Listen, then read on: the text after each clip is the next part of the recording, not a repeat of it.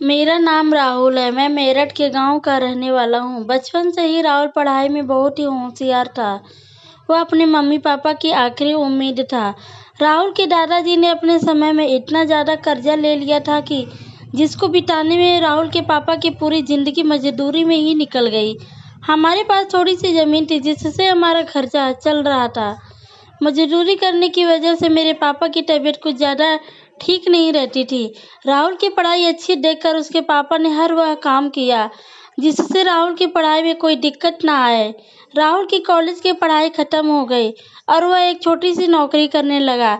इस नौकरी से राहुल का खर्चा अच्छे से निकल जाता था और वह जिला कलेक्टर बनने की तैयारी कर रहा था। राहुल एक भी समय फालतू का वक्त नहीं गुजारता था। राहुल ने अपना पूरा समय पढ़ाई और नौकरी में लगा था। राहुल के पापा को यह बात पता थी कि राहुल जिला कलेक्टर की तैयारी कर रहा है, इसलिए घर के हालात खराब होने के बावजूद भी उन्होंने कभी राहुल से अच्छी नौकरी के लिए नहीं कहा। राहुल एक अच्छे नंबर से पास हो गया। आज राहुल के पापा बहुत खुश थे।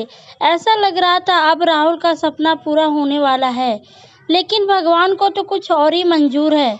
कल सुबह राहुल का इंटरव्यू था और उसी दिन सुबह उसके पापा की तबीयत बहुत ज़्यादा खराब हो गई। राहुल के पापा उसके माँ को बार बार कह रहे थे कि राहुल को इस बारे में कुछ मत बताना, और कुछ रात बीतते ही राहुल के पापा की मौत हो गई। अब एक माँ मजबूर थी। उसके गोद में उसके पति ने अंतिम सांस ली।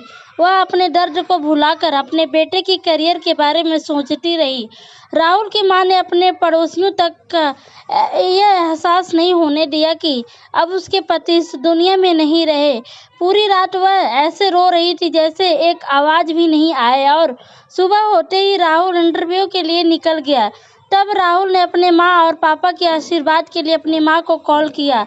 आज उसके पापा को दुनिया की वह खुशी मिली थी जिनका उन्हें बरसों से इंतजार था, लेकिन आज वह इस दुनिया को छोड़कर चले गए थे। भगवान ने राहुल के पिता की जिंदगी में खुशी लिखी ही नहीं थी। पहले अपने पिता के कर्ज को निपटाने के लिए पूरी जिंदगी मजदूरी करते रहे। फिर राहुल की पढ़ाई के घर को उसकी पढ़ाई के लिए गिरवी रख दिया। राहुल के पिता अपनी जिंदगी में कर्ज लेकर आए और कर्ज लेकर ही वापस चले गए। राहुल के पिता भले ही अपनी जिंदगी में कुछ हासिल ना किया हो, पर उन्होंने अपने बेटे को इस काबिल बना है कि वह 7 पुश्तों तक लोगों को बैठा कर खिला सकता है। राहुल की मां ने उस रात जो किया वह बहुत कम लोग इतनी बड़ी हिम्मत के साथ जीत कर सकते हैं। जब राहुल जिला कलेक्टर बनकर घर आया तो उसकी मां ने उसे सारी बात बताई। राहुल का तो रो रो कर बुरा हाल था, लेकिन उसकी मां ने बताया कि तुम्हें यह सब बताने से तुम्हारे पिता ने ही मना किया था। उसी रात उनकी तबीयत खराब हो गई थी और उनकी मृत्यु हो गई। उन्हें पता था कि उनकी तबीयत के बारे में तुम सुनोगे तो घर वापस आ जाओगे, और वह नहीं चाहते थे कि तुम अपने मुकाम से नीचे उतरो, और ना ही मैं चाहती थी। मैं तो तुम्हें कलेक्टर बनते हुए देखना चाहती थी। तब राहुल की मां ने कहा कि बेटा, आज तुम इतने बड़े हो गए हो कि तुम 1000 गरीबों का भला कर सकते हो। अगर तुम्हारे सामने कोई भी गरीब आ जाए तो तुम उसकी मदद करने से पीछे ना हटना। भले ही मैं तुम्हारे बराबरी और तुम्हारी जितना नहीं पढ़ी लिखी हूँ, लेकिन इतना ज़रूर जानती हूँ कि गरीब आदमी की बहुत मजबूरी होती है, और तुम कभी किसी का बुरा मत करना।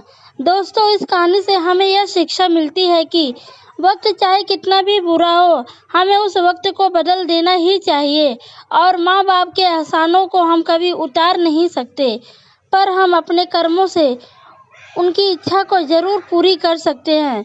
तो दोस्तों, कैसी लगी आज की आपको ये कहानी?